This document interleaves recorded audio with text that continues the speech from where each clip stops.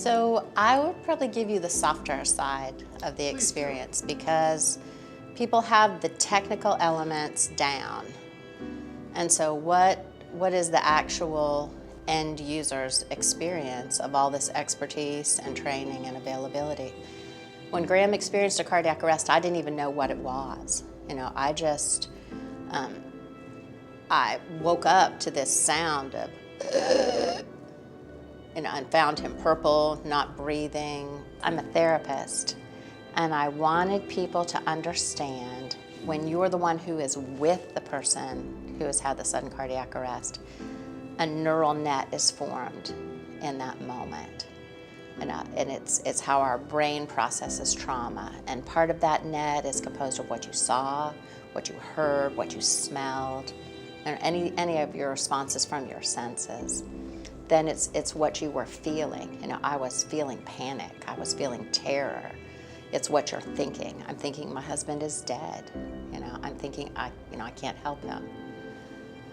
Another element is what's happening in your body, and you have this huge adrenaline surge. So your heart is just beating out of your chest. It's the heat. Your muscles are tight. You're not thinking clearly. That whole physiological response you're having to the trauma. And lastly, it's how you see yourself, and you can see yourself as alone, you can see yourself as helpless.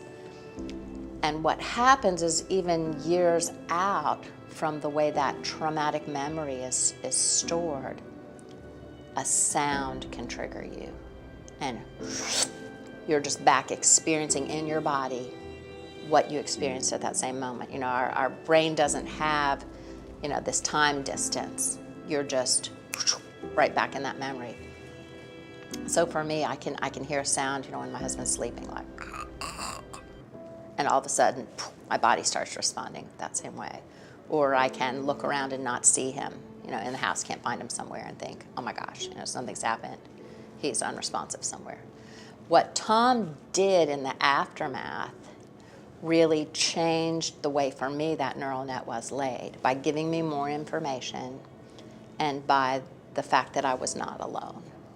I had the dispatcher, I had them, and the aftercare of interpreting the meaning of what happened. What happened is they educated me about what was going on. And as I got more understanding, even when Tom, the captain, brought out the EKG paperwork to say, okay, here's what's happened. Here's where your husband went into VFib. This is when we gave him the first shock. This is what happened with his heart. This is finally, after the third shock, what happened, and in a normal rhythm. It helped me understand and make sense and give meaning to what had been very traumatizing. They did not shoo me out of the room. They allowed me to be present. They weren't trying to micromanage or protect me or keep me from any imagery, and I think regardless of what the outcome had been, it was important that I was allowed to be present. I think they saw that I was not, freaking out or grasping at him or trying to disturb the process, but just allowing me to be present. To the point that even after the second set of shocks, and I could tell that he wasn't back yet, I felt this strong impression that as a wife, I wanted to pray for my husband. And here I am in my pajamas, in a room with, 9 professionals, and I thought, if I get in their way, I'm gonna mess something up. But how can I subtly just get to my husband? And I thought, I'm just gonna try it. So they're in the midst of all their work, and I just kind of worked my way through the crowd, and all I could see of him were his ankles sticking out at the bottom of the bed. But I at least could put my hands on them and pray and ask the Lord to help him and to rescue him, to save him from this. And to not have been pushed out of the way there, as an intrusion, was really powerful for me, that I was allowed to be a wife, in that situation, even as the professionals were doing their work. That was pretty significant to me. Now, he gave me his business card and said, call me anytime with questions. I asked for the names of the people who were present because there was just this stream of, what felt like a military special forces team coming into, my little bedroom of the rented condo. And I wanted to know what were the names and faces of the people who were responsible for saving my husband's life. He gave me that list and he wrote it down in his own handwriting on an EKG strip. So I actually had, this strip that showed my husband dying, my husband coming back to life, and the names of the people who were present. And we both got on a phone call and Tom walked my husband through what had happened to him. And just to take that time, to follow up with us. We were curious about the dispatcher. Who was the person that actually took my call? Who was that voice that told me, get him off the bed? I was giving him compressions on the bed, and the bed is absorbing the compressions, and had I continued to do that, our result would not be, what it is. And so to be able, he made arrangements for me to meet with that person, to be able to just put my arms around and hug and cry and express my gratitude to Ernestine, who was, the voice at the end of the line that said, get him off the bed. Okay, you need to get him onto the floor. Get him onto the floor. Okay, get him onto the floor. Use the bed sheets and drag him onto the floor. And push down 2 inches. And she counted them down for me. I'm going to count with you. 1 and 2 and 3 and 4 and 5 and 6 and 7 and 8. And when I would just say, I can't do this anymore, she would say, you can do it. You will do it.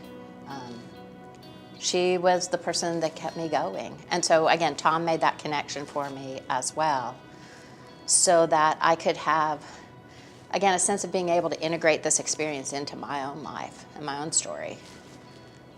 And that goes above and beyond the putting the pads on, the putting the EKG, materials on, the amiodarone, whatever the injections were. All of that's the technical part. But what really made the difference for me, in addition to bringing my husband back to life, was helping me integrate this experience and this trauma into our story. So I can still be triggered now, very easily. But the intensity of the trauma that I feel is so much more dissipated because of the work that he did. And I feel like that is a real gift that he has given me. I don't leave his presence now without giving him a kiss and having eye contact, to say, I see you, I love you. Because even in that moment that I thought he was gone, as I was doing the compressions, my thought process was, it's been a great 35 years.